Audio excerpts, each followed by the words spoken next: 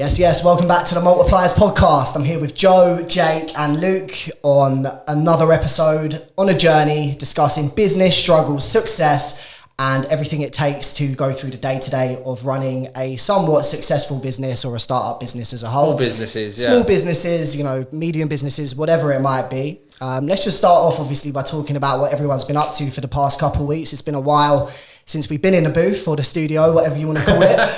Spitting bars. Spitting bars. So what about you, Joe? What have you been up to over the last couple of weeks, mate? Yeah, busy couple of weeks. So I finally just launched the rebrand of the building company. Obviously, for those that haven't listened to the first few episodes, I've got the design and build company doing residential stuff. Just went through a full rebrand, which I felt was really important. Just to bring it up in line with how I actually see the company and what we do and what we offer. The whole new branding just looks so much higher end. The new website looks wicked. Go check it out. It's pure. How much did you spend? Hold up. Pure-projects.uk. Go and check it out. So the website cost $3,500. Then there's all the new clothing. There was all the new business cards, sign writing on the vans, the new electric vans, all the hoarding and Harris fencing signage outside the jobs. And is it worth the investment? Sorts of stuff like that. So probably talking over, well, with the new vans, loads of money, but forget that, probably over like 10K plus. Just on rebranding, yeah? Yeah, plus a lot of my time. It's been going on for months and literally it's been killing me, so much stress. But yeah, definitely worth it. Like finally to see it all coming together, like it's all been in my head. And I'm really fussy, I'm really particular. And the thing is, obviously, you go to your graphic designer, you go to, people trying to bring things together for you. Like I was reaching out to a copywriter and stuff like that. They all need to go off of what you want. They're asking, okay, fine, I can help. What do you want? And how do you want it to look? And whatever. And I'm not that easygoing. I'm very particular. So yeah, just months of me trying to then think, right, I'm having to draft going back copy, and forth with a lot of people, right? Back and forth. Time and money. Time, money, energy spent. If you include my time, it was spent a lot. But just on the branding stuff and the website, etc., we spent easily 10 grand plus the new vans. But yeah, it started to come together. It's all launched now. I've had a lot of good feedback, so really excited. And yeah, now obviously, as you boys know, I've started running ads for the business as well. We're trying to. Obviously, we offer everything within a house. We do extensions, Could you quickly just let us know what marketing agency you're using for your ads? Yeah. HW. I heard those guys are really good. Yes. Yeah, so got some good mates rates. Hey Sam, stop sucking the mic. Literally first episode, if anyone actually watched it, I was sucking off the mic for like a good 20 minutes. I think this is such a new environment to all of us. Like being in front of a mic or whatever, it just feels very unnatural. I don't even really think of the camera too much. Obviously the cameras are... I looked at the camera a couple of times on my you don't really look looking at the camera. As soon as that door closes and it's on, it's like, you don't know where to look because you've got 4 people, right? Yeah. And then you've got the cameras, then you've got the screen up here, then you've got Sam sucking it. And then the room kind of feels like you're in Auschwitz because the windows are boarded up. I don't know if you can see that. That feels weird. Do you remember in the first episode, I think I was talking and the studio started falling apart. Yeah, that thing over there. That thing over there just kind of fell off the... This is an optical illusion as well, like fucks in my eyes. Yeah, it's kind of looks mad. Cool though. We're just slating James's. It's 40 grand studio. Yeah, so we're currently building our studio. So this, to give the listeners context, this is it Ilford? Are we in Ilford? Yeah, Ilford. We're in Ilford. This is where Ghetto. James's studio, who was a previous guest. If you've not seen it, go and check that one out. But we're currently building our own studio at these boys' office in Godstone. Sunny Godstone. We're actually taking this podcast thing quite seriously. Yeah, very seriously. Investing quite a lot of money into it. We've got our own room. We've got our own branding. So Joe's rebrand was really good. So we used Joe's rebrand clothing designer to get the Multipliers hoodies. But it kind of looks like we're running a carpentry firm. So yeah, we're gonna. we like the logo. We like the branding. Not Not 100% sure on the clothing. The more you say it, the more I think it. Just looking at Luke's t-shirt. Yeah, now. Luke's t-shirt. I've never seen you on the tools either. You don't even know what a fucking hammer Yeah, I is. don't. Mate, me and Luke Wow. can't even put up a fucking DIY flat pack. Do you remember when we moved into our first office about 3 years ago? James, you actually built our desks because me and Luke were useless. I built them backwards. And you still built, but at least you built them. Yeah. That's the main thing. But yeah, what about you, Jake? What have you been up to over the last couple of weeks? Work-wise, made a few new hires, one more sales staff, one more in marketing, and one more freelance as well, actually. So yeah, freelance is quite important. Are the other two full time? Up to a full-time, yeah. One's in-house and one's remote. So Nice, big moves, what, mate. What we're going to talk about is obviously remote, VAs, whatever you want to call them, virtual assistants, for those that don't know. But yeah, mostly remote workers are based not in the UK. And yeah, we're all using them at the moment, right? Yeah. Where's your one base that you've just recruited? So the one I've just recruited is based in South Africa. Yeah. But yeah, like we were saying earlier, obviously a lot of people first, if they hear the word VA, virtual assistant, they kind of think, Philippines, getting paid peanuts, which they are, to be honest. But in terms of what they're receiving, it's quite a lot to them, right? Yeah, but that's obviously, like you said, it's different countries, obviously different wages. You guys Cost have of had living. people in Philippines where the cost of living's really low. And I remember the first people you recruited out in the Philippines, they was very good if you sent them a video and you said, do this, do this, do this. But now, obviously, we've taken on someone from South Africa. I mean, he's cheaper than a London wage, but he's on good money still. I think it's important to just add for some context for the viewers. So VAs, virtual assistants, there's a stigma where they're always based in the Philippines. It's not always the case. We've tapped in, as Joe and Jake were just saying, very much into the global market, for example, South Africa. And I believe personally that scaling a business in the UK, a lot of people just go to the traditional methods, hiring UK staff. In my opinion, UK staff are still amazing. Out of our team of 10, five are UK based, and then we've got 5 Filipinos and South Africans. But without a shadow of a doubt, the South Africans and the Filipino staff members we have, they work 10 times harder than someone in the UK. I believe people in the UK are kind of spoilt for choice and somewhat 100%. entitled. For example, if your sales guy in the UK has a bad month, he might just think, oh, fuck this, I'm just going to go to a job where there's a higher basic. Whereas I think in South Africa specifically, this is a country of very strong, motivated, happy-go-lucky individuals. I don't think they have the best opportunities within their country to actually succeed. No, they don't. Yeah. So Unemployment's like 20% or something at the minute in some parts. Everyone's of looking South for a Africa. job. Everyone is looking for a job I mean, in South Africa. we got, what did we get to be open? We got about 400 applicants. So what we've taken on with the podcast is we've taken on a full-time social media manager. He's got great experience. He's been a video editor. So he's he's editing once, not in the studio, but moving forward, he's going to be editing our podcast. He's going to be taking clips and posting them across all the social media like you would have seen if you're already following us. If not, make sure you go check out our social media platforms, the Multipliers Club. But yeah, so he's full-time with us. And yeah, he's great. We've got him helping on each of our own businesses as well. But yeah, he's perfect, really. He's on good money. Obviously, for out in South Africa, the cost of living is less, so he's not on a London wage. But yeah, he works hard, and we were really happy with him. It's hard to scale without that, I think, massively. Like 100%. if you're, like you say, you guys up to 10 staff. If you hired all those in the UK, you'd be losing money. most definitely. You would be losing money. I think mine and Sam's first ever person we hired was a virtual assistant in the same Philippines. here. And the thing is, we were obviously working our jobs at the same time, like full-time jobs, and running this business. So having someone remote that can actually this person just hired them just to outreach. All they were doing every day was sending like 300 emails. They're so good at that. And all you need is send 300 emails to potential clients. You get red rate is probably only like 30 of that. Actual response rate might be like 3 or 4. Out of those 3 or 4, if you book a call, like we were making decent money just from that. Yeah, I don't think we would be where we are today without virtual assistants and staff. And let's talk about the challenges for small businesses. 9 times out of 10 is cash flow. Yeah. And if you can hire, say for example, 5 staff abroad, still give them a good life, make sure they're looked after, make sure they feel as part of a culture. But if that can save you money, it's going to save you time. Yeah, you know? that's quite important when you mentioned there about the culture, making sure they're still involved in the culture. And I know that's what you boys are good at. That's what we've been good at with Shaq, you've been bringing good him at in. that, We've been on lots of Zoom calls all the time. We're in WhatsApp group chats with him. We have a laugh with him. You know, hopefully when we get to a certain stage, we can fly him over and stuff like that. So, but yeah, I feel like they still feel such. They have to feel part of something. Didn't you give your first VA like incentives, like if he hit All the certain time. targets, weren't you Yeah, like so- smashing eggs over each other's heads or something? I'll tell you the story about that. So with John Dave, he's like similar age wise. I think he's 24, 25.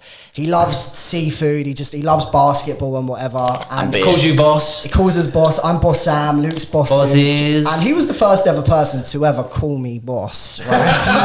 It's like you work in a chicken shop, isn't it? or something? Yeah, sure. Like every Friday, he'd message us like, "Hello, bosses, happy Friday." And then if maybe Luke hasn't spoken today, he'd be like, "Where's Boss Luke today? Is he okay?" Yeah, Boss Luke's okay. But we used to say to John, if you can generate, say, 5 leads this week, me and Luke will flip a coin, and whoever the coin lands on who loses will get an egg splattered over their head. And me and Luke would be on a session like 3 o'clock in the morning on a Friday, and we would go, "You alright, John, mate? Yeah, Luke's just about to smash an egg over my head." And we sent it to John Dave. FaceTime him? Yeah, well, we'd record him because the time difference is so mad. Yeah. And he'd watch it in the morning. He's like, "Oh my god, your bosses are crazy." Yeah, we did. I can't remember what. And Sam was like, "Oh, if you can get 3 more responses by the end of the week, then Luke's gonna sing you Beyonce." And then he hit the target or whatever. So I'm like, if you hit another 3, then Sam's gonna we're gonna do a duet. And then he got 3 more. Like he did actually get motivated from it. He was gassed. Yeah, That's literally cost you nothing, but He just was like laughs, builds yeah. a good culture within the business. Where was he from? He was Philippines, yeah. Okay. I want to take a minute to actually just say, you know, John Dave, shout out you, like big legend, longest serving employee, been like 3 years. Our first ever employee. Yeah. Yeah, for sure. We did used to give cash incentives too. Like a little goes a long way when you're recruiting in the 100%. Philippines, you know. So if John hit targets, we'd regularly give him a £200 bonus, and to him, that's huge. That's like a whole month's outgoing. Yeah. You know? So with the Philippines, what's the time zone roughly out there? It must be It's 7 or 8 hours plus. there's But the travel, man. but they work. So what's the They work our hours. You've got really? so like the thing is with what's the struggle? This is a good. This is a question. You've never had one in the This Philippines. is, I've never had this is a no. question that comes up a lot, to be fair, when we talk about it, is that, so I always said, people will talk about the time difference, but you can either get ones that work day or you can get ones that work night. They're so flexible. A lot of them are actually so used to working nights now that they don't want to work days. Like they're If you're in used the to it. Philippines, why would you want to, innit? You get a few hours of daytime, go out in the sun and chill. My guy I got in the Philippines. He only does 4 hours a day, but like I've got this screen recording thing, and he'll log in. I'll see him log in at like 6 o'clock at night and just do 4 hours. He's just doing outreach, isn't it? Yeah. So it doesn't actually matter when he's doing it, as long as he's not doing it like midnight our time, which will be early in the morning over there. Because obviously you don't want to be pinging off people's phones at. So the screen recording thing you're talking about, can you share what software that is? And something to so it's consider called for- Screen. He actually told. Shall I tell how I actually got this VA? Yeah, because there's a whole process behind it. So you actually told me, I can't remember their names now. The Philippine Recruitment Agency. There's actually a recruitment agency. Send it to you, yeah. I think it was called, like, I can't remember, but we'll pop it in there if anyone wants Upscale Marketing. Yeah, so Upscale Marketing, they charge a fee. It was $600, and they're going to find someone in the Philippines who's going to be your virtual assistant. They try and find people that basically are suited to what you do or have done stuff that you've done before. Yeah. And then, basically pay them £600. They take them through a training course. They tell them all about social media, LinkedIn, Instagram, and all that, Facebook. And then they get you on a interview, and you literally go like 10 of them, like back to back. Yeah. You're on FaceTime or Zoom or whatever. You've got one, then they're telling you, basically you've got your interview questions written down. I mean, I've never done any interviews before. I just had to interview 10 people back to back. And it's like, it's basically just asking what they've been doing previously, what they know about social media, what they're good at, what they can do. 10, bang, bang, bang. And literally at the end of the call, just goes, which one did you like? Oh, I like that one. Oh yeah, you can have him. That doesn't sound great, does it? I think Filipino culture is very. We might Literally like a brass. Not that I've ever been in one, but we might have to cut that bit out. So. Keep it. I think Filipino culture is very like tech based, right? So Like some of the hardest workers we've had in our business, the most talented workers when it comes to media buying, which for the listeners to give some context are advert specialists on social media. They're just so sick. Like there's so much stuff they know, but I'd say a challenge that me and Luke have still to this day, really. We've got 2 amazing media buyers in the Philippines. They're on good money considering for where they are and what their experience is. The communication for me can feel a little bit disjointed. Yeah. Especially because in, the Philippines or South Africa, they don't have access to fast Wi-Fi like we do. They have a lot of downtime, etc. And because there's sometimes a language barrier, if a client's asking a question about an ad account and I'm asking my media buyer about the ad account, because I don't know what's going on with the ad account, they'll try and explain it to me, but it doesn't always necessarily make that much sense. And that's where a challenge can be. Whereas I think since we've tapped into the South African market, it's just been a game changer. Like these guys are amazing at sales. So we hired a guy called Brendan. Shout out Brendan. He's a very experienced sales consultant, lives in Cape Town, real nice location, like 2 minutes down the road from Virgin Active Gym. He's a stone throw away from the beach in central Cape Town. And he's got like 12 years sales experience prior to joining our company. I think he started on the phone about 5 weeks ago. Mate, the geezer's closed about £15,000 worth of business for our clients. That's incredible. That's like a huge return on spend on like VAs and remote workers. It's a madness. Huge. And where it's been a game changer for us is Brendan isn't calling to make my business revenue. He's calling to make my clients' businesses revenue. So we market for a lot of aesthetic academies and clinics. And because a lot of them come from doctor or beauty backgrounds, they're not always necessarily that sales savvy, right? So to bring someone in like Brendan, who's calling the leads we generate through marketing campaigns, our clients are over the moon with Brendan. He's absolutely transforming their business, and he also gets a pretty good commission in return. So, this month, if he hits about 20 grand, he'll make, I think about 1,500, 2 grand, just commission. And that's, of course, without the salary as well. So, he's making more than myself. How do you, obviously he's doing that for your clients. What's the agreement with your clients? Do you charge him out at a certain fee and you commit to paying his wage and you add on top, or how does it work? Yeah, sure. So how it works is we'll normally charge, typically speaking, around £1,000, £1,500 a month for our services. If they want an ISA service, which stands for Individual Sales Advisor, we'll normally charge between an extra £600 to £700 a month. And then that will come with continuous calls every day. And then, of course, there's a commission on top of that. So whatever they bill, between sort of a 5 and 10% commission.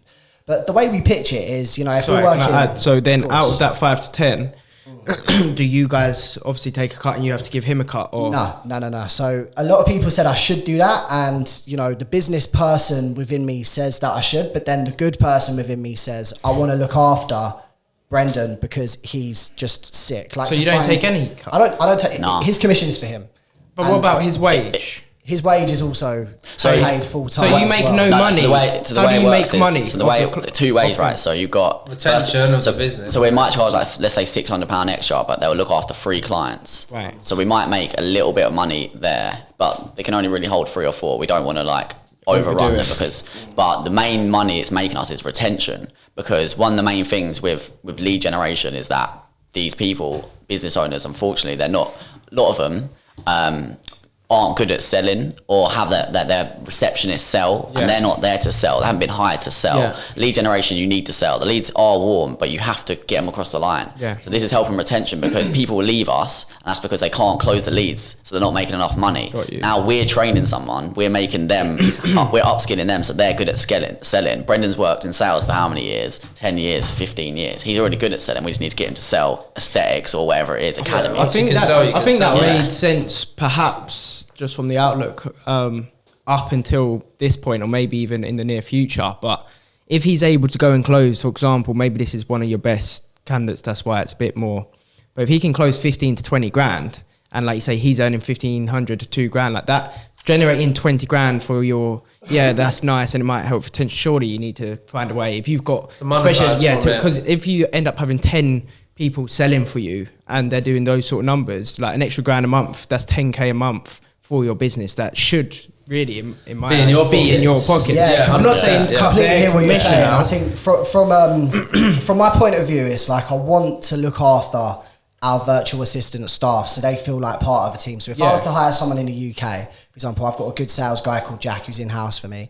He's on a percentage and he's on a salary. I don't want to be seen to treat remote staff any differently as such. And I also think if Brendan can retain, say, say 50 grand a year worth of business, I'm all for that. You know, that's fine. Maybe in the future we can... No, but I'm not even talking about taking it out of his pocket, but maybe once you've built even more of a case study that you can be going to businesses saying, look, these are our numbers. We close, 15K or whatever a month on average for our clients. And yes, he gets to take his £1,000 out of that, but they should really... I think once we've got a proven process, it might be better to do what you're saying. So a lot of them will pay 5% commission to the salespeople. We might charge them 10%. So maybe to make a little bit of money, because it actually takes a lot of time. It's actually takes a lot of time for us. For him or for you? Us managing them, because now you've got more staff. Well, that's what I mean. That's why you should be taking the percentage. Right now, you're giving away a lot. To be fair, I feel like this is a big process that we're going through, and we're still early on. How do you step back from that though? Because you can't go to someone, here's 5-10%, then go, we can do, but it just doesn't look good. It's always better to increase it rather than.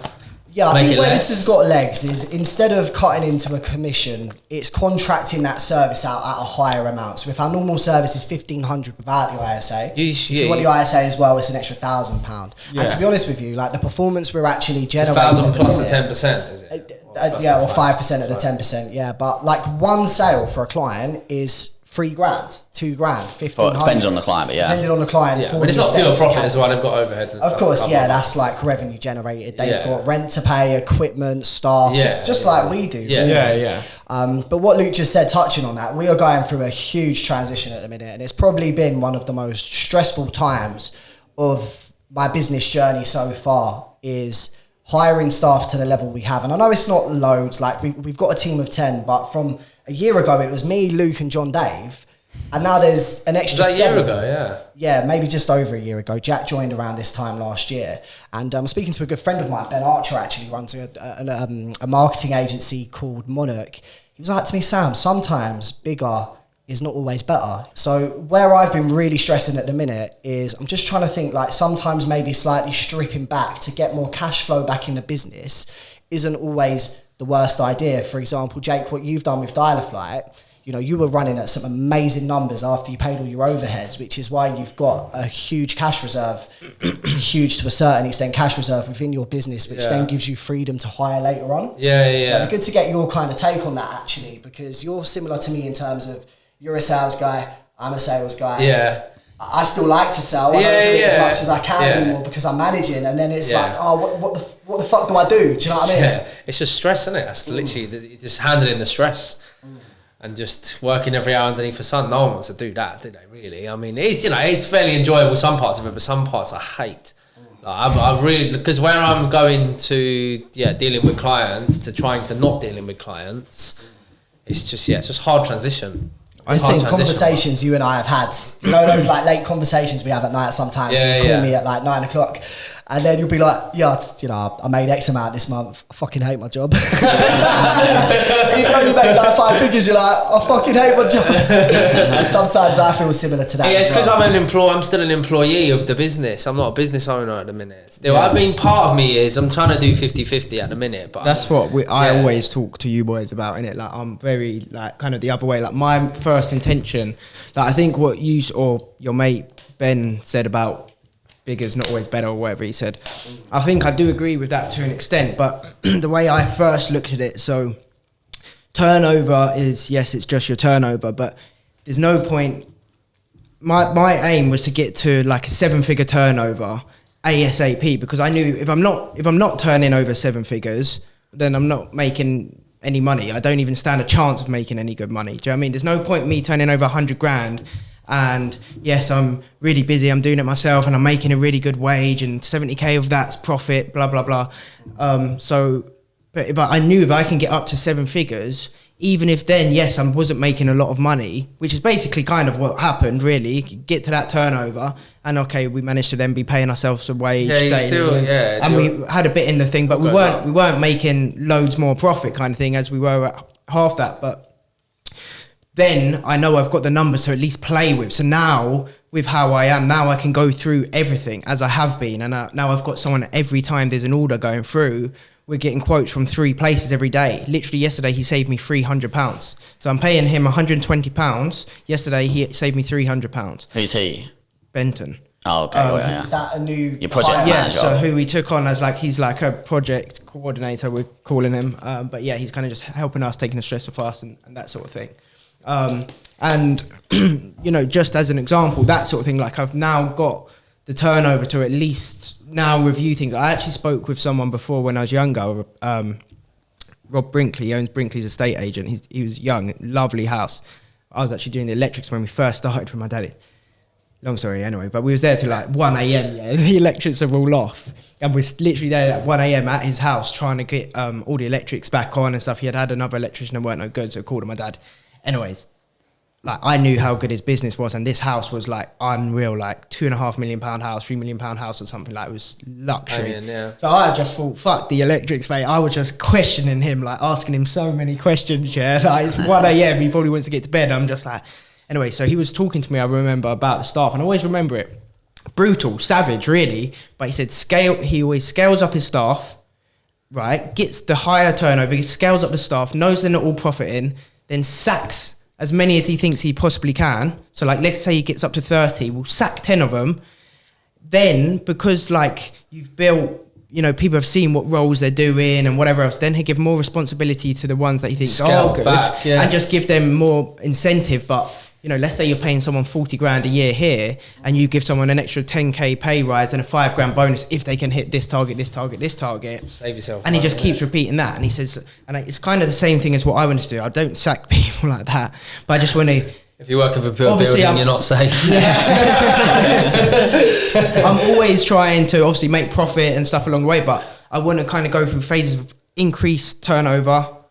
Now let's make that as profitable as possible. Increase turnover, make that as profitable as possible. Yeah, that makes and that's kind of a lot of that's like kind of how I've done it, and it's still keeping overheads over, isn't it? Like say, hiring virtual assistants. Yeah, it makes a lot of sense. I think there's different outcomes for different business models, right? So, for example, with construction, sick business model, very high overheads, you know, high turnover, etc. Yeah. Marketing is a cash flow business, right? You don't need to buy materials. You don't, to a certain extent, even need an office. It's because it's services, isn't it? It's goods and services, Service-based businesses, and I think it's important we talk more about service-based businesses at a later stage, because especially during a recession, like you don't need to buy anything. Like people don't understand when I say this. Like you just need a laptop, a phone, Wi-Fi connection, be able to chat, and then you can sign a client, do a Facebook ads course. You're on your way. Yeah. So I think 100. for us, like with a cash flow business, is sometimes if you can maximize profits, even just for 6 months to 12 months, get 6 figures liquid cash in the bank, then you can say, all right, cool, I'm going to hire 2 sales guys now, see who does better. Hopefully they both do well. If one flops, one does, get rid of one, keep the other one. And then maybe that's a more strategic way to scale. But I think a danger is sometimes scaling too quickly, too quickly to the point where like me and Luke, we had a 35 grand month last month, right? Yeah, nice. And we had no money left after we paid everything. It's the biggest month we've ever done. We had no money left, and I sat down with Luke. I was like, mate, this doesn't make sense. Like we need to change something. Do you get what I'm saying? And I think everyone we've hired up until maybe. What do you think it was? What was it? Crazy ad budgets. What you just spend potentially maybe hiring a couple of people who might have overstayed their time, who were huge A players in the business a year ago, but are at a stage now where it's a little bit disjointed. Yeah. Spending probably via a freaking corporation tax bill like that. Okay. That set us back quite a few grand. Yeah, so that was stress. And me and Luke only started making money from this business about a year ago. So the first year in business, we paid no tax. I think I even got a little bit of money back. But then like this year, we got slapped with quite, not a huge bill, but a good, it was grand. It was a grand's amount of a bill. We had another meeting with our accountant Monday last week to get the corporation tax bill, which is going to be due in January. And that's like 3 times freaking bigger. So that's going to be fun to address. But yeah, I think scaling too quickly is sometimes like, it causes stress because it's taken time away from what I'm good at.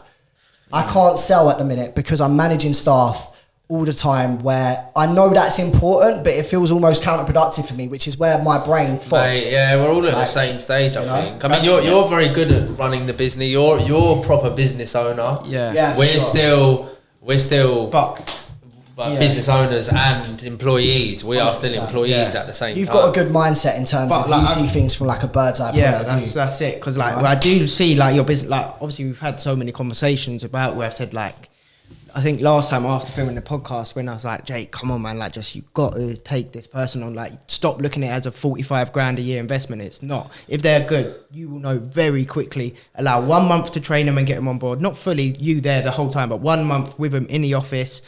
Yes, there's going to be mistakes. Yes, they might not bill much money, etc., etc. But if you're paying them 45 grand a year, they've got experience in the industry and they've got experience at closing clients. Yeah. 1 month to learn the culture of your business, how you like things to run, a bit about your software, etc., etc. Month 2, they should be closing deals. Yeah. And you should at least see how they're acting. By month 3, you will know whether that person's going to be good and it's worth the investment or whether you get rid of them. Yeah. So let's say test my maths. What's that? 2,800 a month.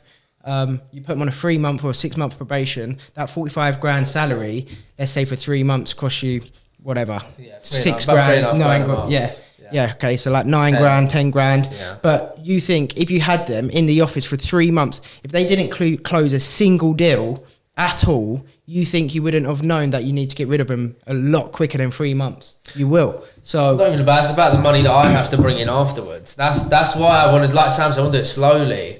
Because if I just remove someone, then I'm then in a new role. My new role, I still wouldn't probably be, I'd do more of the business stuff, but I'd be more of the person that brings in the leads. Yeah. Business development manager. I'll be going from a salesperson to a business development manager. yeah. That's the direction. Yeah. Sure. I Still, think because where there's it's still, hard if I as had to well. employ someone, I still need to bring more business through the door. Yeah, of Like- course. That's what I mean. I'm not saying like to step back, but how we all are and how our mindsets are. This is what I say. Like, if you can give yourself time, create. If you're really busy now, we're all flat out. I mean, at the minute, I've been so busy myself. So Yeah. But if you can just give yourself time, exactly like that. In fact, right now I am busy all day, every day, working on the marketing, working on getting all the rebranding done, working on new ways to generate, jobs. We're focusing on the bathroom side, so getting Benton, who I just mentioned, to be on board and how we want things to run, and how we're going to be supplying all the items and stuff like that, and scale up the bathroom, a full blueprint of how we're going to scale up, putting all systems and processes in place. So that's where I'm now putting all my time. But what allowed me to think of all this was 6 months ago, let's say, I knew I needed to get myself some time back. So that's exactly what I did. And once you get time, if you've got the mindset you like come up customer, with you're ideas, going to innit? think of ideas. Yeah. And that's the thing. If you're busy all day, every day, focus, this, your brain literally will not be able to think of these new good ideas that's going to take your business to the next level. I think we've done the opposite, Jake, because like you've kind of been very slow at investing in staff, whereas like me and Sam have just gone all in. But I know for a fact, like, we've spent all the money that we made last month, but like I know that we've got a team in place now that will scale us to like 100k a month, because that team in place is our work. We can take on a lot more workload now for what we've got, so we're just ready for that next phase. So doesn't even faze me that we've done it. All the people are there for a reason, and all the people are helping us. Like our business is in a better place now, 100%. You're pushing. We're not really seeing the fruits of our labour. Me and Sam talk about, we haven't seen the fruits of our labour yet, because we've been training people. Like the last 3 months, we're training. But I do think in 3 months' time, sitting here having the same podcast, talking about it, we'll be in a good position. And if we're not, I've learned a lesson from it. So I do believe. I think personally, like, we're starting to see now progression, not necessarily in like a monetary sense, right? But client ad results are better than they've ever been. Yeah. Right? The delivery is better than it's ever been. Like, the communication process is better than it's ever been. We've got an amazing client success manager called Tumi. She's based in Johannesburg, South Africa. She's revolutionised. What about time? Like, where have you been last week or last 2 weeks? Yeah, so I mean, I literally just got back from Iceland. I spent a week in Iceland, and it was the first time in 2.5 years I've been able to switch off, and that was freaking amazing for me. And it was so nice because I didn't have to be involved day to day with replying to clients or because the staff, delivering ad results, because of staff and Timmy.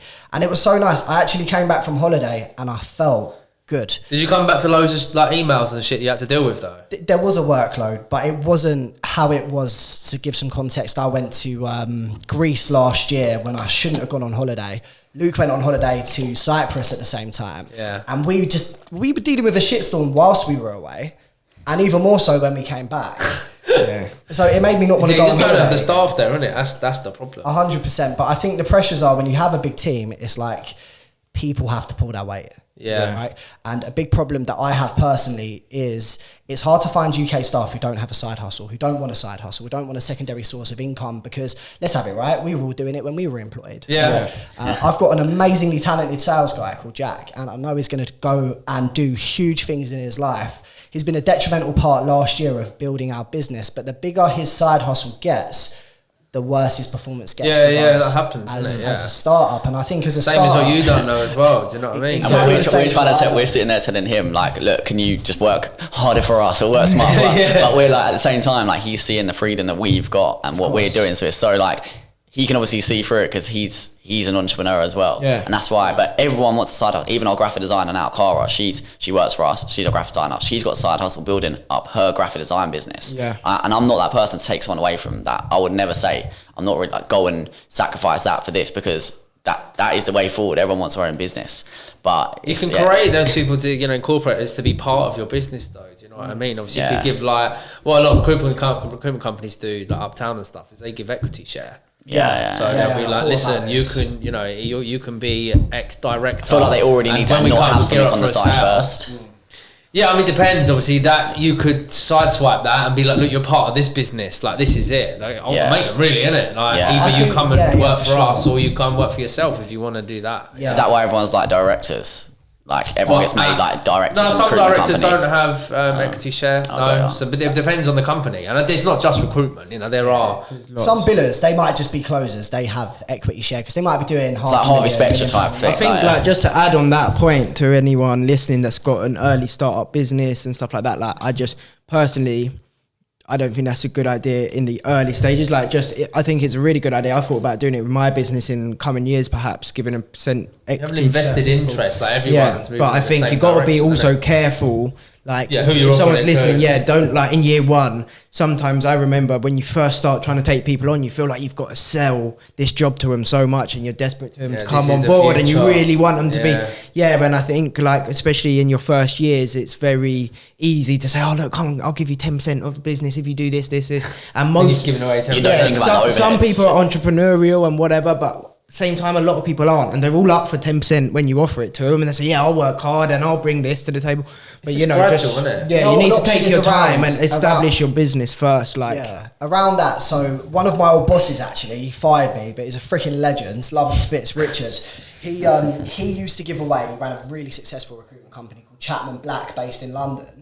I'm pretty sure he used to give away something called, I think it's non-executive shares, right? Yeah. So what that means is they don't own the business. They don't own a percentage of the business. But if they say bill £1 million in a year and the company profits 5 million, they might get a percentage of the revenue they generated outside of their commission as well. Yeah. So they feel like they're a part of the company without giving them 10% if they're just fucking scratching their ass and doing fucking. Then you get the targets. So that could be an option. But I would never hire a sales guy again who has a side hustle.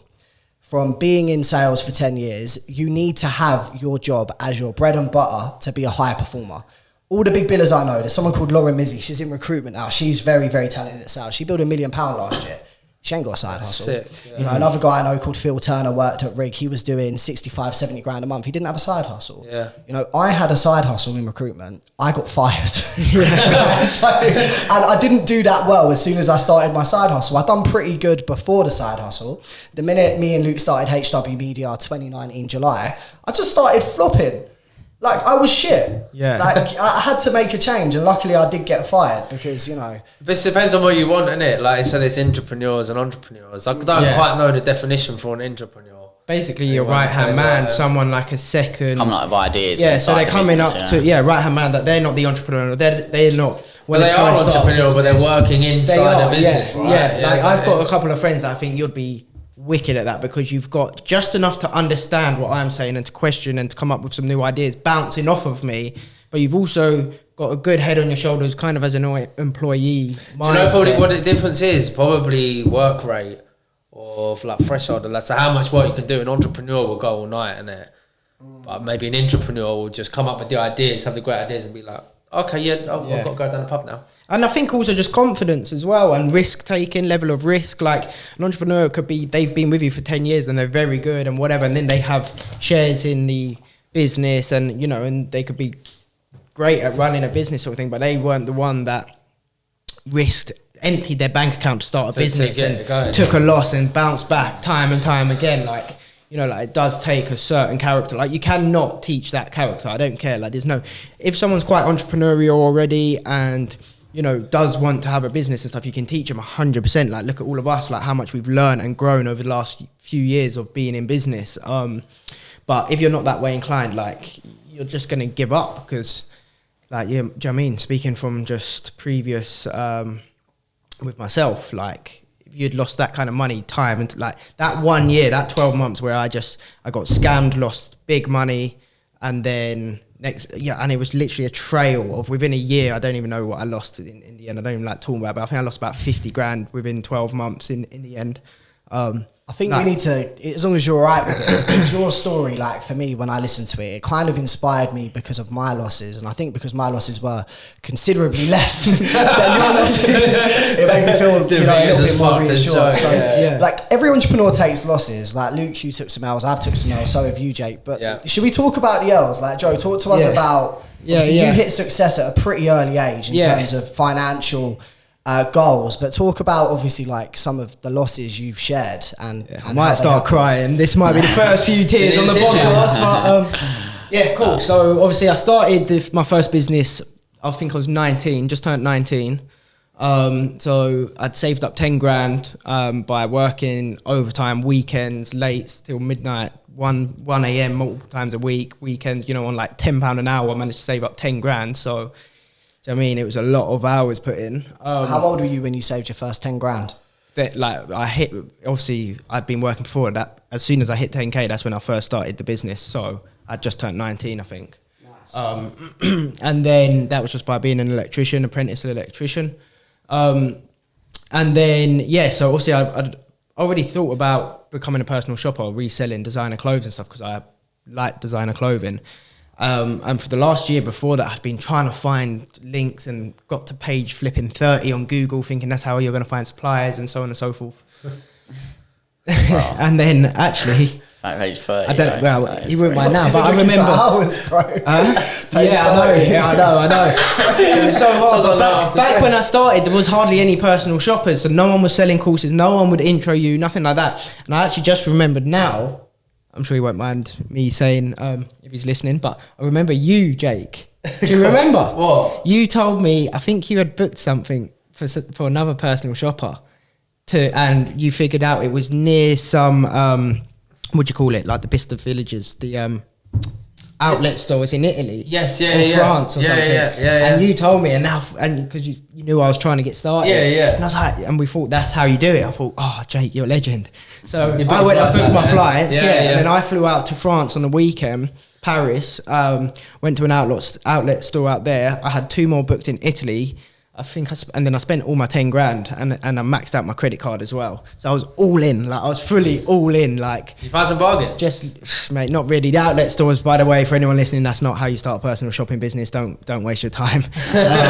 So I've got 10 grand of stock, and obviously it's all old season. Like some stuff's good, like the Prada polos and things like that. But yeah, you don't get any new season stuff, and the discounts are okay. But anyway, I came back, I had 10 grand of this stock, and that's how it started. I designed the logo on the back of a card at work and got that started, and the branding was shit and everything was shit. The photos were shit and everything. That was me starting my first business. And I was thinking at the time, as you do, wishful thinking, wow, like every weekend these are going to sell out. I'm going to have to be flying France and Italy every weekend. Didn't go like that, but it did go very well. After 7 months, managed to quit my job, went full time. And then, the next 12 months went really, really well. I was just going at it, social media, managed to build up 20K following on Instagram, big WhatsApp. Was that organic? Yeah, organic and paying for, I paid for some ads, was running ads. So that means it's not organic at all. And shout outs. And I did some shout outs and stuff like that. I paid like I'm just $2.5 grand for like a shout out when I launched a giveaway and stuff. Did you get anything from that? from your just mate? Like, I'm sure you probably got some traffic. Yeah, I didn't get as much as I was hoping for. It used to be much easier to do that than it is now. But did you make your money people back, see though? through it. probably over time. Was that in profit though? Because obviously, Yeah, I would. It's very hard to judge because someone might follow you and buy £1,000 order 6 months later. But I think, yeah, it was worth it. Do you know what I mean? In the end, I was making good money. And then, yeah, basically what happened is, so obviously to me then it's normal to be spending £5,000 here, £5,000 here, sending to suppliers. And once you've tried and tested suppliers, it's not, clothes are expensive. So to me, to do a 10 grand orders, nothing sort of thing. And it's going in and out of your account all the time. So to you sitting here, how can you get scammed to 20 grand? Like, I wouldn't ever fall for that. It's like, well, yeah, but you weren't spending like 80 grand a month or whatever, you know, that sort of thing. So, yeah, so what happened is, basically, someone, can't remember, I think got a supplier from somewhere. Anyway, someone said he had been using them. So I used him. I tried him for a few things, like a couple small orders, £300 orders from flannels, and ended up spending probably about £3,000, £4,000, all good. And at that point, it's like, well, you know, they've managed to deliver on £4,000 of all different stuff. I tried from flannels, Harvey Nicks, and whatever, and it was better discount than you could normally get. So, very quickly then you start placing orders for other personal shoppers and stuff, and within about a week I think it got up to, between me and my mate, it got up to about 35 grand, something like that. And then, you know, then it all started, then it was a problem, and it's going to be a little bit longer and delays and whatever else. But he's ordering it from big stores like Harvey Nicks. Yeah, but mate, basically, long story short, turns out it was, so we'd done about 8 to 10 orders before, and it was all good, and we had just gradually built them up, and then we thought, right, he's got our trust. Bear in mind, like I say, I've been spending big money with other suppliers, so once they've got your trust fully, it's normal to me to be spending this kind of, sending this money around. But anyway, got up between me and my mate to about 35 grand, and long and short of it, we got scammed, and he was untraceable, and yeah, so we lost that money there. So that Who introed you? Like, do you know who introed you? It was like through another personal shopper, and he got scammed as well. And it's kind of just, but then how he had his phones and stuff set up, it just weren't even traceable. So what do you think? What do you think happened there? Do you think like he actually he didn't start off to scam? Maybe he did. He did. He did. And it's because he got the trust and he knows. But like, do you know what I mean? He done us bad. But then you've got to pay double, innit? Because you've lost the 10 grand that you've got from people, and then you've got to... Was that to fulfill orders as well? Did people order stock you didn't have at this stage? I can't even remember, mate. Yeah, because you're right, Luke, innit? If you're taking... No, I didn't lose double. I was thinking money you got the money first. You give it back. Yeah, but so we lost that 35k there, and like that, I must have been, was I 21? I think I might have been 21. And bearing in mind, I've been doing very well up until this point. You know, I've hit my first 10k profit in a month and all this. So I'm like 20, 21, and I'm just living the life. Like, do you know what I mean? Like, I was so gassed. And because I've always known I was going to be successful, I always knew I'd be good at business and whatever else. Like, you know, you do when you're young. But at the same time, yes, you might have the potential. But until you're out there doing business and you learn and you grow and you get to like where we are now, and obviously in the future, all you was before was potential and ambition. Like, you weren't actually, you know, that good at business when you're flipping 15 or whatever. So for me, when I first got to 2021, I'm like, wow, this isn't that hard. Like, I knew I'd be successful. I knew I was good. Like, bang, I'm on top of the world, making good money, like selling all design clothes. It's wicked. Then you got that. Then I got hit with that. Then at the same time, my ads got blocked, my ads account where I was obviously running ads. And when it did that, I got like shadow banned. And like the ads, it was, everyone started getting blocked. How do you know if you're shadow banned? Just because my views went from views like just go 6k down, story And views to why are you like shadow banned? 500. They haven't told you. Your Instagram haven't said, oh, you're banned. But suddenly your views have just gone down. Like, you might be getting 5,000 story So you views. can tell you're shadow. Yeah, you can tell. Sometimes you're not allowed to follow anyone or unfollow. Yeah, or like, so- you're in Instagram jail, basically. Yeah, You're locked basically. up. But then obviously as more personal shoppers came in and Instagram started, this is around about when Instagram started going shit. Like, it all just started happening. Like, it just started getting a bit, you know, you've then got stock and, you know, new season stuff's coming out and you're struggling to sell the old season stuff. Your ads aren't working, you're shadow banned. Like, so all of a sudden you've just taken a big hit with your, bear in mind this was cash in the bank. So let's say if you're on obviously I only lost, I didn't even lose half, a bit less than that, but let's say it was 15k, yeah. That's 15k stacked liquid in the bank. Like, do you know what I mean? That's a lot of money. So that's then obviously affecting the cash flow of the business and whatever. Anyway, so that's going on for a few months.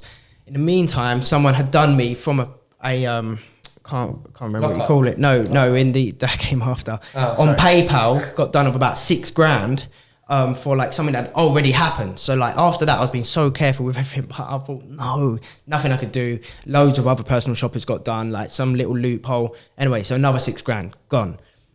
Had some problem with a watch that was like 10K. That was going on for a while. Ended up getting my money back, but I mean, again, just cash flow problems. So like the business was just struggling at this point because I was thinking, fuck, I've got all this stock here.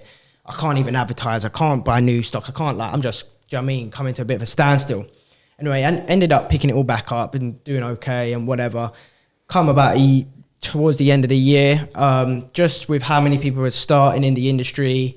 With obviously I had the building company and that started getting to a level before I was managing both, and I thought, you know, the building company needs a lot more of my time and attention now. And just where I thought, where can I take this in the next 10 years? My ads were still blocked, and so many pages, luckily not mine, but so many pages kept just for no reason getting taken down. Literally overnight, their Instagram page is gone. And I thought, I don't want to invest it if I could get my ads back 10K or shout outs. It's not sustainable and business. Then, I just thought it's not sustainable. I can't No. look at a 10, 20 year plan. I'm looking at 1-2 years to see if I can make a bit of good money. And I thought, you know what? So I got out of it, got out of the business. But then obviously I went to Mexico. I invested in some money to still be selling like on WhatsApp to certain clients and to other personal shoppers and whatever else. And then when I was in Mexico, I got a call in SureGuard. By every man, it's SureGuard's fault, so do not ever use SureGuard. I hate them with a passion. My lockup got broken into, and that was like another 30 grand or something like that. I remember flying to Tulum to meet you out there, which was a sick experience. But then we sat talking up until like 4 a.m. when our birds went to bed, and you were talking to me about how just overnight, just like that, you lost 35, completely out of your control. 35 like literally, and I got paid out $2,000 from that lockup. Is that the biggest insurance that they give? Mate, they were bastards. Basically, there had been break-ins at other SureGuards in the area. They knew they was at high risk. They could easily text or email everyone. They didn't, and they said, "Oh, we didn't want to alarm anyone." I was like, because I nearly took the stuff out before going to Mexico because I was going for 3 months. I thought, why did you hear about this going on? No, I didn't hear about it, but I just thought and literally, if they had sent that text out just saying, look, we're doing everything we can, but just, your stuff's at a bit high risk or whatever, I would have taken it out and they would have saved me 35 grand. Instead, they said, oh, we added a security guard to come an extra 1 visit a night and then go. And I was like, well, what fucking use was that? You stupid idiot. Was it others that got broken into They broke as well? into like 3 and then hit ours. And So it wasn't targeted, though? They took... It wasn't they got targeted. paid They took hitting up everything. yours. And I thought, Did did anyone get caught for that? No, the police were involved, nothing. My mate's got... You're not going to get the money back either, are you? Like, they're not exactly going to... They would have flogged all the clothes. And then on top of that, obviously, yes, money's still a bit, but crypto, and obviously then moving a lot of the money stupidly into altcoins rather than some of the more safer coins, which was just probably a bit reckless by me. So yeah, that's how about 70 grand went from 21. I remember like obviously saying what I first hit and saved up and like assets worth, and then about a year later, 18 months later, it had gone, like, my stack hadn't gone up at all. It just literally gone down, down, down. It was literally over like 18 months, 12 to 18 months, just like kick. And it's like, mate, anyone that's not lost money like that, I'm telling you, like, it's nuts. Like, for that year, that's why I need, like, you're just a bit lost. And that's the thing, you can't excel. Like, I was still going, still trying to run the business, still trying to think, but you're just... Like, it takes such a mad effect on you when you're that young, especially, and it's the first time you lost like this big, literally you're at 100K 1 minute and next minute, like, there's no money in my bank. I've got 30K to my name, but here, there and everywhere. And I'm like, fuck. You've got lessons. I'm That's poor what as you've fuck. got, innit? That's all I ever lessons. talk. Exactly. Like, there's lessons and... It's setting you up for something bigger. 100%. Like, that's literally, that 70K... Like, now I can fully say, apart from the SureGuard lockup, that one just gets me so pissed. But other than that, that's the not rest, even a lesson. that one is just a violation. The rest of them were lessons down, where I just think, like, that for a fact is going to either save or make me millions in the future, because if you don't lose money, you will lose money. If you're in business and you're in investments, you are going to lose money. If so if you manage to go 10 years and you've not lost anything, if you're not taking enough risk, It's coming. Yeah, it's always coming. And if you're now at like a turnover of 5 million, 10 million, your loss is going to be a lot bigger than that 70K. So yes, at the time it seemed a big deal, but that's going to be nothing in 10 years time. Do you know what I mean? So, I think it's important to highlight as well, like some lessons to be taken from it, some just really unlucky experiences, but we're all in our 20s, man. Like my mentor told me, he's like, Sam, you know, this when I was 25, I'm 27. I was like, you're 25. He's like, just risk it all. He's like, lose everything. It doesn't matter. You'll make it back. That's mad, isn't it? Like, we are all at ages, but I can honestly one has say, that mindset, though, if we lost everything right now today, we would make it back. Yeah. It wouldn't even faze me. Yeah, it'd be fucking peak, but Do you know, it doesn't faze me. no one because wants to change their lifestyle. Between the four of us, like Joe, you said this to me once. If mine and Luke's marketing agency, God forbid, flops, and so does yours, Jake, with your travel agency, we're all part of this group and mindset where we will win together. yeah, that's what I've said every time. Like, it don't matter. Like not in a million years are like three of us going to make it and not the other one. Or like, do you know what I mean? I wouldn't be here just going off flipping on yachts around the world sort of, and you two are still just struggling to build your marketing business. Like, it's not gonna happen. Like, we're gonna come up together. Like, that's the thing that I like, which is sick. One way or another, like, I know all of you bring something. If my business was doing sick and yours wasn't, I say, look, fuck it, come on Fuck it board. off, yeah, Here's some you bring equity. a lot Let's to the do table, something. innit? Like, or let's set up a section of the business and we go 50-50, or you get X amount percentage. Like, we'll make it happen. Do you know what I mean? Like, If I lost it the next day, I'll be out washing cars or something. Yeah, 100%. I'd literally, Hustle. I wouldn't take a day. Like, I'd be out. I'm not scared like, at all, if man. there's I'm not scared at all. yeah. And I feel like more I've been in business actually now, I'm less scared. Like, because I know there's so many avenues that if you need to generate revenue, there's so many different ways. I think the amount of money we've spent on investing in our business. Yeah, you guys have done well at that, really. I've seen investing in like yourselves. huge amounts of money come in, like 20, 30 grand. The next 3 days, it's all gone. So like for me to detach myself from money is very easy from how it was 3 years ago. I was sitting on my hands thinking, I don't want to invest 3 grand in a course. Yeah. It's the best thing I've ever done. You know, yeah. You've got to be able to emotionally unattach yourself from money. Yeah. Because it's the most, I think the word's replenishable thing in the world. Like Billy Jean, a marketing mentor, said when we went to the EMC conference, he said, like, do some ignorant shit. Like, it's fun. You have to have some fun with your money. You know, like, buy a nice watch, you know, go on a holiday, treat your mum, just do whatever, because you'll make it back, and the experiences you get from that will only make you more hungry to do better. Yeah. You know, I can't remember who said it. I think Donald Trump referenced one of his friends who didn't used to do that well, but always done all right. I've heard that one. And wherever he went, even though he didn't have much money, he'd fly business everywhere. Everywhere he flew, business class. And when he was on those business class flights, it opened up his mind to thinking, oh, I need to do this more often. So he starts thinking, how can I fly more business class flights? And the people he met on the business class flights, he started to build a bit of a network. And now he's a multi-billionaire. I can't remember his name. I have to find out. Yeah, but just from starting flying business. Yeah. You know? Lots of people say that. I see Steve Harvey said that and stuff. Like, I always think, like, that's what I've always said. Like, I know you've not been, but if you're like-minded to us and you're entrepreneurial and you're young and you're hungry and you're trying to do well in business, if you've not been to Dubai, sorry, Sam, but you're an idiot. Like, you're full-on idiot. Like, I'm not saying you have to go every year, but if you've, like, how... sorry I don't, you know... He's at you, isn't Yeah, I'm going to just straight at you. No, but I do... We're going out there November this year just for some context. Yeah, we are going out there. To Dubai. And Sam has wanted to go for a while. But my point being is, surely, like, if that's how your mind thinks, logically, it's the smallest area where there's the most millionaires and billionaires in the world. It's they've built, basically, Dubai is just a business, like all countries are, but a very successful business built from the scratch in its own, you know, like in its own way by like the sheikhs and whatever. Plus, there's all the business, like the best business people in the world are all in this one small place. Like, you've heard so many people talk about it's got all the world records for everything, the nicest restaurants, the nicest bars, the highest flipping building, it's lowest tax. Yeah, everything. So like, even for a week, if that's how your brain works, you will walk around and you will just get so motivated, and you'll also look at things and think, wow, like the service everywhere is impeccable. And if you can just take a snippet of that and think, I need to do that service in my business over in England, or, you know, whatever you take from, if you can't go to Dubai and take inspiration and take something to bring back to your business, then I don't know, you're just lost in it. So like, my advice is, at least once, everyone, if you're in business and you're hungry and you're trying to make money, get out to Dubai. And who should they book for? And book through Frank. Dial a flight, concierge. That's it. Yeah. Make sure, on that note, obviously all of our social medias, if you've not already seen us, in our personal social medias are in the Multipliers Club. Put it up somewhere. Instagram, it's in the bio, so go check it out. Drop us all a follow. Obviously these boys do the marketing. Frank/Jake does all the travel, and I've got the design and build business. Reach out to us anyway. It'd be good to, at this point, to start like some people I know already have been Networking reaching out, with but we people, want to yeah. chat to people. We want to have good conversations with people, see where you're at in your business career. If anyone's got any suggestions of guests to get on as well, Yeah, or subjects we want to talk about. We want to, we definitely want to get it so we can open up lots of conversations, opportunities for any of our listeners, and vice versa. So yeah, it'd be good to have some of you on the podcast in the future.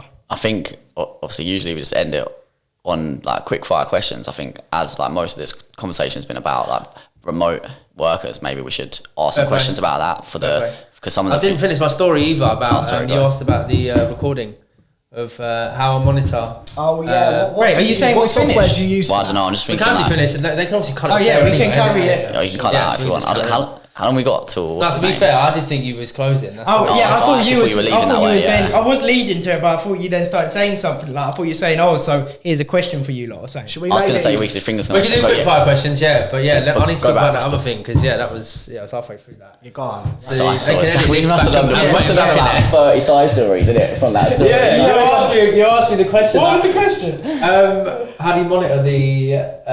The screen. Yeah, do you know what's gone on? That's so That wasn't like the That's what beginning we of the were talking- podcast, yeah, did but, it? yeah, but we was talking. The whole thing is virtual assistant. We just went. And then we've talked about it's fucking mad. gone, They can it's edit gone. it. They Let can me. edit the whole thing. I'll carry it on and I'll lead it back to you then. Yeah. Oh, that's cool. Because Yeah, I was go thinking about it when Sam started talking. I was like, "Fuck's sake, Sam." So wait, Funny we went off on. I can bring it No, back. this is why. Straight back. So bringing back this full circle. Back to so how do you actually monitor your remote staff? So when recruiting is through a Filipino agency. The recruitment agency, that was it. And then, That was it. We went a little bit that off. one. That's it. Right, we're back there now. Okay, so then you pick which person you think is going to be most suitable for your business. And then he come to me with like so much stuff. Like he was like, download this. So LastPass. So all the passwords, you don't share your password. You put it on there and you give them access. Well, you've downloaded that, haven't you, since? Yeah. You won't need that. I don't think, no. But so LastPass. I'm moving for Zach. Who could use it? Yeah. LastPass told me to download that. And then he told me to download some screen software stuff, which is screen.io. And then every time he logs on, you can monitor, you can see what he's doing. It takes a screen grab like every 20 minutes or something. And it's So you can see random that as well, It's so they random, don't yeah. know So that it you're could be taking 20 it, yeah. minutes, it could be 10 minutes, it could be 5 minutes. So he's always got to be moving the mouse. You seen him do any funky stuff? Just not turn up to work. Oh, is this Wilbert? Yeah. Wilbert's your VA who just sometimes has Fridays off without Yeah, he'll consent. give himself Friday off, early finish on a Thursday. He's living the dream, mate. Just come and Where's does he what based? wants. Philippines? Yeah, he's based in the Philippines. But now I've hired the Caitlin who's in South Africa. She is now his manager. I've said to him, I've That's introed good. them, I and I like said to that. I Caitlin, like I said, that. I'm not dealing with Wilbert anymore. Like these are his tasks. This is the screen record. Monitor what he's doing. Monitor his tasks. I can see his tasks because he's got to do outreach. He's got to message people on LinkedIn, message people on Instagram. Basically just loads of outreach. He only works up 4 or 5 hours a day. How have you how have you addressed it previously? Because I know you said to me like last year how sometimes Wilbert he doesn't do much, right? He To be fair, I don't doesn't monitor show him a up. lot of the time.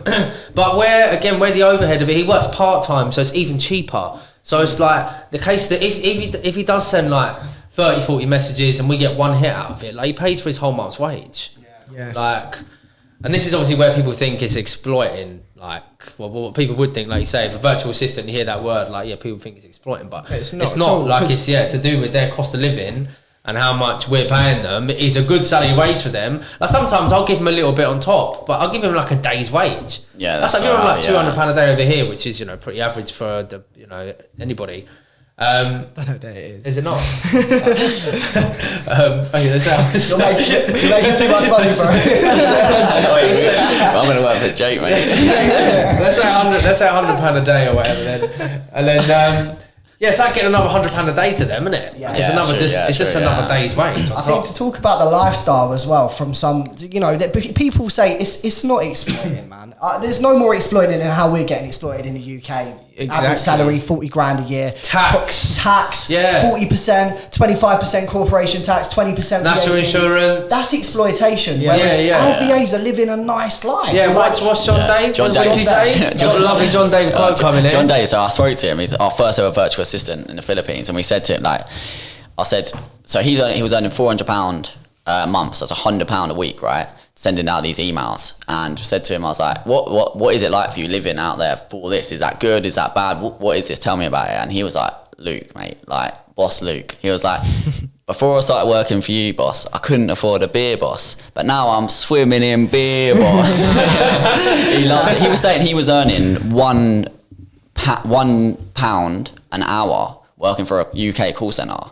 And then me and Sam paying him even someone from the UK was paying him. That's exploitation. That's exploitation, yeah. But £3, we're paying, it was like £3.50 and bonuses, income, and that's like good. He's earning more than his friends that aren't doing remote working. He living a good life, like he works at home. I like, it sounds hard to believe, but it changed his life. Like, that's why he was so loyal to us, because we gave him an opportunity not just to work in a company that cares about his well-being, but financially, even with his bonuses and stuff, he was able to look after his kids better. We'd always give him a Christmas bonus or birthday bonus. Yeah. His son has the same birthday as me. When his son was born, we just sent him £100. You know, like happy birthday. Yeah, man, that's like nearly a month. That's like half a month's wage for him all the time. He was able to, you know, like buy a new laptop, get a new gaming chair.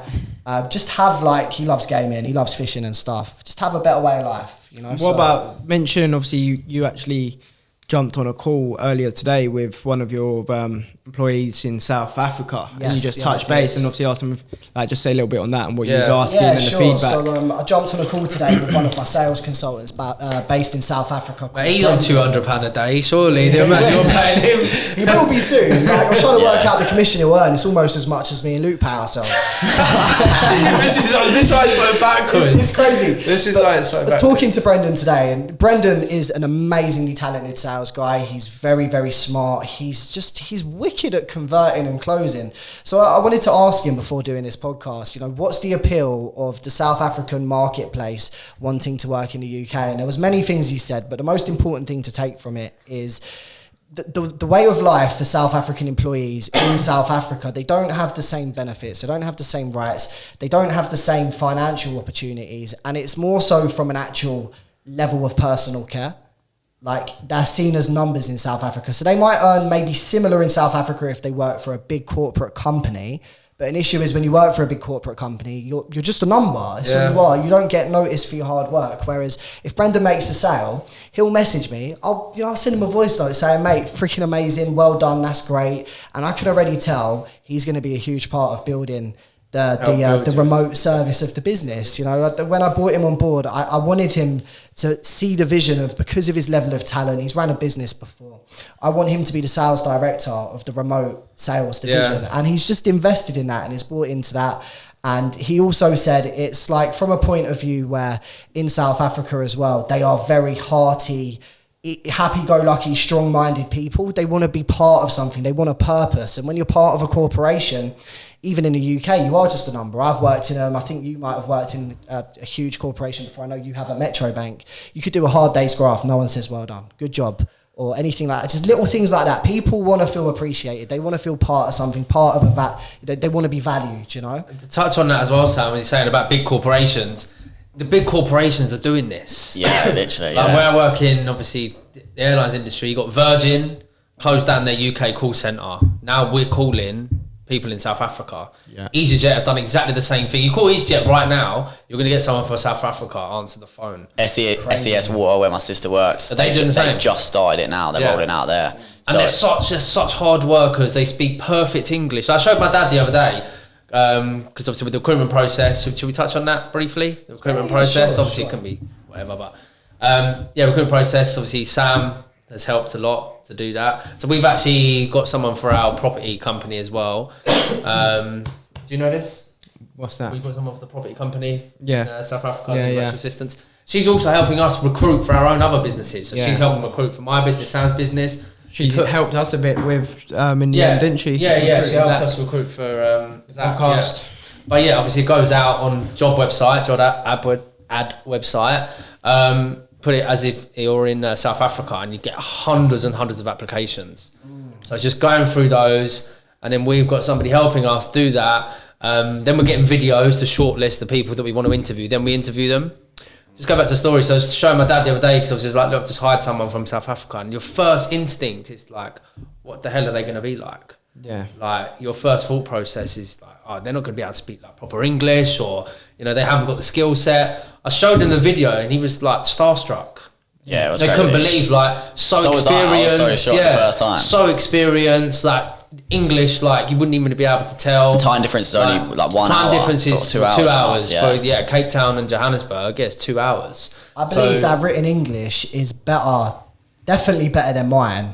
They speak like posh English, obviously different accents. Yeah, I mean, like, but they South speak Africans quite. aren't seen at all. Like, there's lots of South Africans live here, and like, like they're not really seen at all. I wouldn't say by society as any sort of. Oh, of course not. No, I think here's the difference. Like, you know, you get a call from EE, like, you know, hi, do you want to buy some broadband? They say they're called John Robert, and they're definitely not called John Robert. And they're calling from somewhere in India. It's frustrating. Like, they're not articulate, they're not professional, they don't listen to what they don't think outside the box. They don't think outside the box. They're not skilled. They don't listen to what the customer wants. Whereas what I've noticed with South African candidates is they're intelligent, they're great at sales, they're switched on, they're articulate with the writing. Their grammar is better than probably any of us in this room. They know a lot of software as well, obviously, like ChatGPT. Like, they know how to use all that. Yeah, yeah, of course. So honestly, it's a game changer. I think anyone who's running a small business like we are, who might not have hired yet and has a mindset of they don't want to eat too much into their cash flow or whatever, you know, look into virtual assistants, because they'll be, I can guarantee it, you know, the hardest workers of your business. 100%. We can help with that as well. We can help, obviously, give a bit of advice. So we've all done it. We've all got. Drop us a message if you're thinking about it. But just to add on that, like, we keep saying virtual assistant, but virtual assistant isn't as but because of virtual assistants, obviously, like a virtual PA assistant. So there's like you're saying, there's sales, there's literally anything, remote work, anything that you don't need to be present anything, for. Anything that can be remote, you will find them. And another thing to touch on there is also, yes, you can get some very cheap, but what we find often, same as anything, I guess, is you pay for what you get. So don't maybe go for the absolute cheapest. Take it, it's a long process. We can help again on that. Like, you can message Sam, and he's been helping people to recruit. Just where he's done it so many times now, he knows the process, very good at it. But you get a lot of applicants, going through them is quite time consuming. You get a lot of time wasters. You do get a lot of people that aren't going to be any good for you. You'll get bus drivers applying to be video editors, right? They've never done it before, literally. Chicken farmers for sales roles. You have got to go through a lot of... The end result can be great, but we're in a good position now, obviously, where we've got someone who is our VA, who is like our PA. So she does a recruitment. We're recruiting so many different positions now, because we've got salespeople, we've got account managers, we've got a content creator, we've got a social media person, got property manager. Like, there's anything that can be there. And before we would, you can go to the Philippines or you can go to South Africa. In my opinion, they're both good in their own ways. Yeah, and it's good we know working the into both. I think customer facing, South Africa's a better 100%. Yeah, definitely. Sales and stuff like that. To speak to clients like these ones, I would never thought I'd be able to get a remote worker to actually talk to my clients. I never thought it'd be possible ever. Yeah. And now, like, it's opened my eyes so much, and I haven't received any problems with it so far. Like, no one said anything. They don't really care, as long as they're doing the work, they're getting a good service. Cool. Like, there's not really a language barrier. It's calm. And in the Philippines, anything that's process orientated, it'll be cheaper, and it's so good at that. It's just so good at following instructions, isn't it? Just it's repetitive tasks. Like, right, here's the message. I just write templates. Yeah. This is what I want to say to my clients. So now, go and find these people. So I tell people, Wilbert, to target people who drive nice cars and go on nice holidays. Search like a hashtag, or here's a list of nice hotels. Find people who have stayed at those hotels. That's our clientele. That's our target market. Do a little screenshot or screen grab for them of how I would do it. Find people that are driving Lamborghinis and Ferraris. And then go into the DMs, slide in. Exactly that. And then here's a message you need to send them. And then when they reply, I take over. Yeah, and how many businesses could utilise that? Like, literally, that could transform someone's business easily. Like, taking someone... Numbers game. They're good at the numbers game. Exactly. That's what they're good at. Can you DM on TikTok? I should definitely notice. I don't use TikTok because it's 2 times TikTok. I'm thinking that, DMing on TikTok as well. You see people's lifestyle on there. Exactly. Sure. I don't know whether. TikTok's good for hashtags. Like, if you type in hashtags, and I think the TikTok search engine is like second under Google or something. That's part of the project. That's one project. Jake, your Instagram reels, you can just replicate and put them on TikTok and get Wilbert to do it. No, I've got so Caitlin, the new one. She's good, so she's one of her projects is to create a TikTok from scratch. But I want her to do it properly. So at the moment, she's researching algorithms and how the algorithms work and how we're going to make the TikTok successful. What's needed. She's downloaded some AI hashtag things, so she knows which hashtags to use for certain things. But yeah, so she's smart. Like she's teaching me. I said to her when I employed her, I said, I don't know any of this stuff, so I need to employ someone who does. Yeah. And she does. I think a lot of people think if you're going to go remote, you're actually like, you're sacrificing like a level of ability, whereas actually you sometimes, I think... Level of ability and control. I think control is the hardest thing as well. Yeah, for sure. Because again, I've got the screen record, but that's for the will, but I need to get her to download it as well.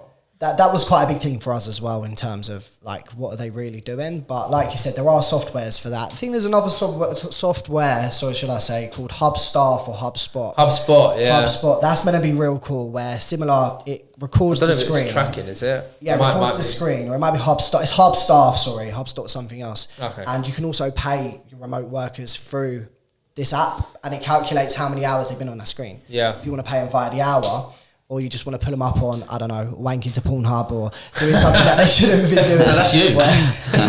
No comment. What else was I going to say? With like the sales staff, you should have softwares such as we use Go High Level, where every single call is recorded like it is on a normal sales floor. Yeah. You know, you track call time, you track the amount of calls you generate, and that's a good indication of how much work your sales guys are doing, you know? Yeah, I personally wouldn't get sales staff for my job and what we do. Just because I feel like it's a certain type of clientele. Yeah, maybe it's the wrong way to look at it. I don't know. It depends, because honestly, I think that Brendan we found, he could sell for HR media, which I never thought I'd see that before. Yeah, I think yours is a bit more different. Yours is different. I feel like because yours is a bit more complicated, where you've got so many different. Hugely complicated. I think it's good for you, maybe in the future when you've got it, but you need people there. I think. Yeah, 100%. Yeah, I don't think I could remote sales staff. But everything else, remote people that book appointments and to get sales and business development. Business development. But not actually like booking. 100% business development. I feel like that really could be it in the future, but not actual direct making bookings and taking clients like payments and stuff. I just not necessarily maybe something I'd look at. For sure. So everyone, I hope you enjoyed this episode of the Multipliers Club. Stay tuned. We've got some fire guests in the pipeline. We've got some good projects also in the pipeline. Huge announcements to be made soon. We're actually thinking about doing a podcast in Dubai with some guests towards the back end of the year. And Sam wants to go to Dubai now, so he's throwing. He's throwing so much shade at him. You know what the main thing is with Dubai is, you boys, I've actually wanted to go for years, like literally years, but I've never actually had someone to go with when it's been the right time. You have asked us last year. That is why it'd be good for us all to go. We film a few podcasts, we go just live it up. Business and at the same time, it's just a time thing for all of us. Towards the end of the year. He's a prep for 2 weeks, isn't it? Thanks for listening to this episode. See you on the next one, guys. See you later, guys.